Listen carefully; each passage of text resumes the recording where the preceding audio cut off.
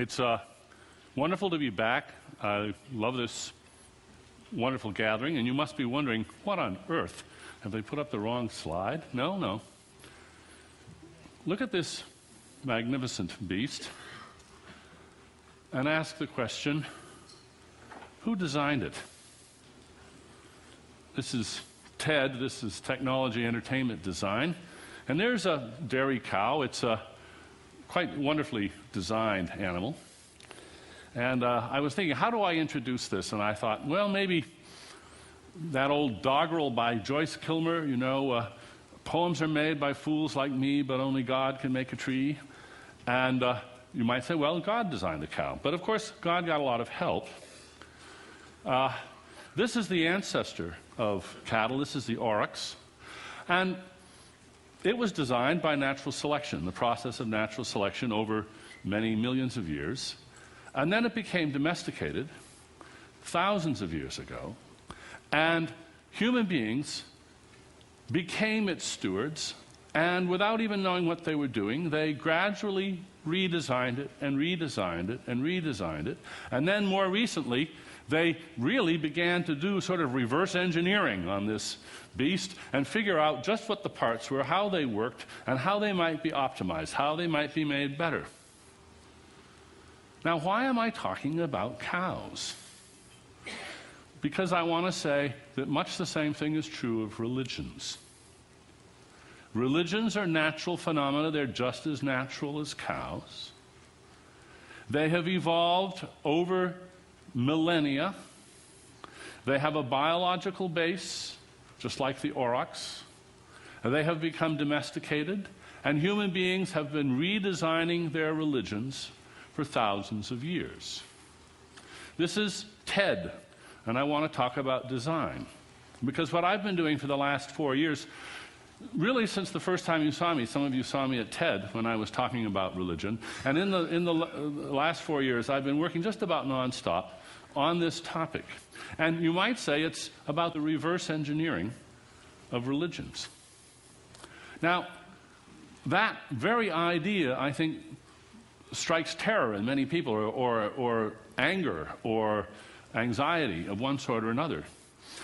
And that is the spell that I want to break. I want to say, no, religions are an important natural phenomenon. We should study them with the same intensity that we study all the other important natural phenomena, like global warming, as we heard so eloquently last night from Al Gore. Today's religions are brilliantly designed, brilliantly designed. They are immensely powerful social institutions, and many of their features can be traced back to earlier features that we can really make sense of by reverse engineering. And as with the cow, there's a mixture of evolutionary design, designed by natural selection itself, and intelligent design, more or less intelligent design, and redesigned by human beings who are trying to redesign their religions. So this is, you don't do book talks at TED, but I'm going to have just one slide about my book, because there's one message in it which I think this group really needs to hear, and I would be very interested to get your responses to this. It's the one policy proposal that I make in the book at this time, when I claim not to know enough about religion to know what other policy proposals to make, and it's one that echoes remarks that you've heard already today. Here's my proposal. I'm going to just take you a couple of minutes to explain it. That education in world religions, on world religions, for all of our children, in primary school, in high school, in public schools, in private schools, and in homeschooling. So what I'm proposing is, just as we require reading, writing, arithmetic, American history, so we should have a curriculum on facts about all the religions of the world, about their history, about their creeds, about their texts, their music, their symbolisms, their prohibitions, their requirements. And that this should be presented factually, straightforwardly, with no particular spin, to all of the children in the country. And As long as you teach them that, you can teach them anything else you like. That, I think, is maximal tolerance for religious freedom. As long as you inform your children about other religions, then you may, and as early as you like, and whatever you like, teach them whatever creed you want them to learn, but also let them know about other religions. Now, why do I say that? Because democracy depends on an informed citizenship. Informed consent is the very bedrock of our understanding of democracy. Misinformed consent is not worth it. It's like a coin flip. It's just not, it doesn't count, really. Democracy depends on informed consent. This is the way we treat people as responsible adults. Now, children below the age of consent are a special case. Parents, I'm going to use a word that Pastor Rick just used. Parents are stewards of their children. They don't own them. You can't own your children. You have a responsibility to the world, to the state, to them, to take care of them right. You may teach them whatever creed you think is most important, but I say you have a responsibility to let them be informed about all the other creeds in the world too. Now, the reason I've taken this time is I've been fascinated to hear some of the reactions to this. One reviewer for a Roman Catholic newspaper called it totalitarian. It strikes me as practically libertarian. Is it totalitarian to require reading, writing, and arithmetic? I don't think so. All I'm saying is, and facts, facts only, no values, just facts about all the world's religions. Another reviewer called it hilarious. Well, I'm really bothered by the fact that anybody would think that was hilarious. It seems to me to be such a plausible, natural extension of the democratic principles we already have that I'm shocked to think anybody would find that just ridiculous. I know many religions are so anxious about preserving the purity of their faith among their children that they are intent on keeping their children ignorant of other faiths. I don't think that's defensible. But I'd really be pleased to get your answers on that. Any reactions to that later. But now I'm going to move on. Back to the cow. This picture, which I pulled off the web, the fellow on the left is really an important part of this picture. That's the steward. Cows couldn't live without human stewards. They're domesticated. They're a sort of ectosymbiont. They depend on us for their survival. And Pastor Rick was just talking about sheep. I'm going to talk about sheep too. There's a lot of serendipitous convergence here. How clever it was of sheep to acquire shepherds. Think of what this got them. They could outsource all their problems. Protection from predators, food finding, health maintenance. The only cost in most flocks, not even this, a loss of free mating. What a deal. How clever of sheep, you might say, except, of course, it wasn't the sheep's cleverness. We all know sheep are not exactly rocket scientists. They're not very smart. It wasn't the cleverness of the sheep at all. They were clueless. But it was a very clever move. Whose clever move was it? It was a clever move of natural selection itself. Francis Crick, the co-discoverer of the structure of DNA with Jim Watson, once joked about what he called Orgel's second rule. Leslie Orgel is still a molecular biologist, brilliant guy, and Orgel's second rule is evolution is cleverer than you are. Now, that is not intelligent design, not from Francis Crick.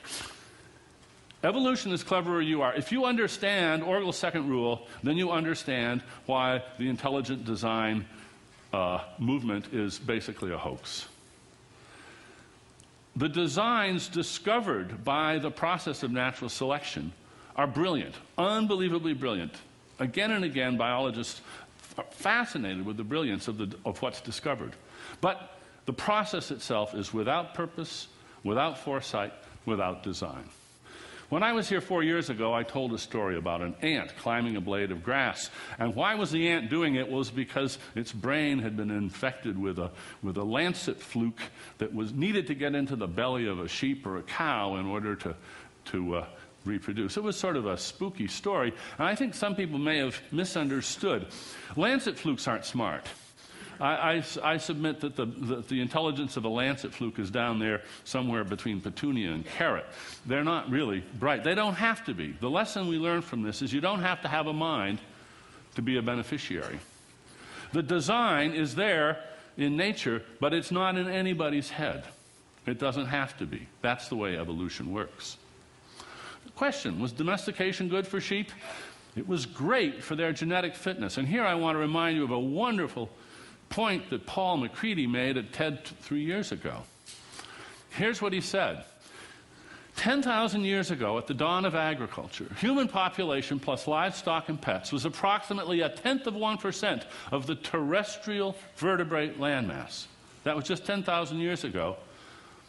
Yesterday, in biological terms. What is it today? Does anybody remember what he told us? 98%. That is what we have done on this planet. Now, I talked to Paul afterwards. I wanted to check out to find out how he'd calculated this and get the sources and so forth. And he gave me a paper that he had written on this, and there was a passage in it which he did not present here, and I think it is so good I'm going to read it to you. Over billions of years on a unique sphere, chance has painted a thin covering of life, complex, improbable, wonderful, and fragile. Suddenly, we humans, a recently arrived species, no longer subject to the checks and balances inherent in nature, have grown in population, technology, and intelligence to a position of terrible power. We now wield the paintbrush. We heard about the atmosphere as a thin layer of varnish. Life itself is just a thin coat of paint on this planet. And we're the ones that hold the paintbrush. And how can we do that? The key to our domination of the planet is culture. And the key to culture is religion. Suppose Martian scientists came to Earth. They would be puzzled by many things. I see I'm going to have to whip along. Anybody know what this is? I'll tell you what it is. This is 1 million people gathering on the banks of the Ganges in 2001, perhaps the largest single gathering of human beings ever, as seen from satellite photograph. Here's a big crowd. Here's another crowd in Mecca. Martians would be amazed by this. They'd want to know how it originated, what it was for, and how it perpetuates itself. Actually, I'm going to pass over this. The ant isn't alone. There's all sorts of wonderful cases of species which, in that case, a parasite gets into a mouse, and it needs to get into the belly of a cat, and it turns the mouse into Mighty Mouse, makes it fearless, so it runs out in the open where it'll be eaten by a cat. True story. In other words, we have these hijackers. You've seen this slide before from 4 years ago. A parasite that infects the brain and induces even suicidal behavior on behalf of a cause other than one's own genetic fitness. Does that ever happen to us? Yes, it does. Quite wonderfully. The Arabic word Islam means submission, means surrender of self-interest to the will of Allah. But I'm not just talking about Islam. I'm talking also about Christianity. This is a parchment music page that I found in a Paris bookstall 50 years ago. And on it says, in Latin, Semen est verbum Dei sator autem, Christus, the Word of God, is the seed, and the sower of the seed is Christ. Same idea. Well, not quite. But in fact, Christians too glory in the fact that they have surrendered to God. I'll give you a few quotes. The heart of worship is surrender. Surrendered people obey God's words even if it doesn't make sense.